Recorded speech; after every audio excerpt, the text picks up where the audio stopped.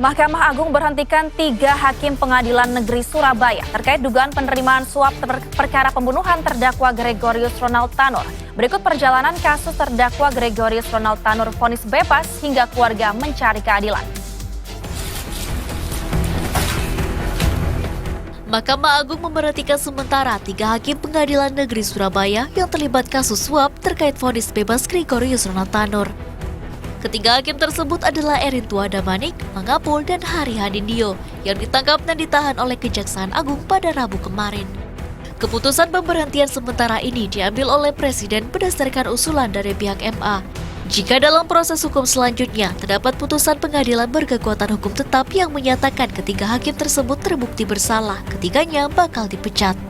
Terhadap 3 orang hakim pengadilan negeri Surabaya tersebut, setelah mendapatkan kepastian dilakukan penahanan oleh Kejaksaan Agung, maka secara administrasi hakim tersebut akan diberhentikan sementara, dan apabila di kemudian hari dinyatakan terbukti bersalah melakukan tindak pidana dengan putusan yang berkekuatan hukum tetap, maka ketiga hakim tersebut akan diusulkan pemberhentian tidak dengan hormat kepada Presiden.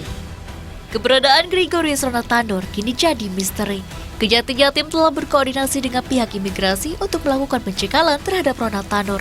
Pencekalan bisa diperpanjang jika proses eksekusi putusan belum dilaksanakan. Peristiwa tragis terjadi Oktober 2023 silam. Dini Sera Afrianti terkapar mengenaskan di sebuah basement mall di Surabaya, Jawa Timur. Rekaman kamera pengawas menunjukkan ia cekcok dengan pria yang merupakan sang kekasih, Gregorius Ronald Tanur. Cekcok berujung maut. Ronald menganiaya Dini habis-habisan hingga perempuan berusia 27 tahun ini menghembuskan nafas terakhir.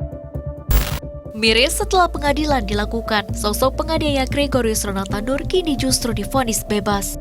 Padahal sebelumnya, anak Edward Tanur, politisi Partai Kebangkitan Bangsa ini dituntut 12 tahun penjara. Majelis Hakim yang diketuai Erin Tuadamanik memutus Ronald Tanur tidak terbukti secara sah dan meyakinkan telah melakukan pembunuhan maupun penganiayaan yang menyebabkan tewasnya korban. Keluarga almarhum Dini Sera Afrianti berupaya mencari keadilan dengan mendatangi kantor Komisi Yudisial. Meminta melakukan pemeriksaan perilaku dan etika hakim selama proses persidangan berjalan sampai dengan putusan. Tak berhenti lanjutan perjuangan mencari keadilan, keluarga Dini dan tim kuasa hukum bertemu anggota DPR Komisi 3. Dalam pertemuan ini, adik almarhumah Dini minta bantuan Komisi 3 untuk memperjuangkan keadilan bagi sang kakak.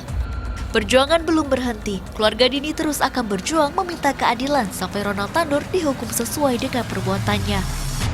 Rifki Rizky Ansyori melaporkan untuk NET.